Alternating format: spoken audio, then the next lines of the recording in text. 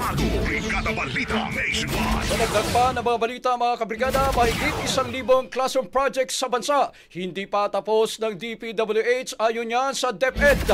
Brigada Jigo Custodio, i-brigada mo. Brigada Live Report. Ipinag-utos ng Department of Education ang masusing pag-audit sa mga infrastructure project na ipinatutupad ng Department of Public Works and Highways para sa sektor ng edukasyon. Batay sa ulat ng mga Regional Division Field Offices ng DepEd noong September 12, mahigit 1,000 silid-aralan ang nananatiling hindi natatapos ng DPWH sa iba't ibang bahagi ng bansa. Sa isang panayam kay Education Secretary Sani Angara, sinabi nito na kung hindi babaguhin ng sistema, hindi talaga maayos ang problemang ito at lalo pang lalaki ang kakulangan sa classrooms. Sa kasalukuyan, tinatayang aabot sa 165,000 ang kulang na silid-aralan sa buong bansa, ngunit nasa higit 4,000 lamang ang naitatayo kada taon.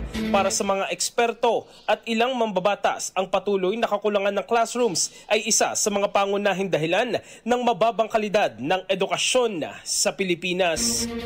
In the heart of changing lives, ako si Brigada Jigo Custodio ng 105.1 Brigada News of Manila, the Music News Authority. Brigada Balita Nationwide. Ang bahaging ito ay hatid sa atin ng PowerCell Soya Coffee. Masarap araw-arawin.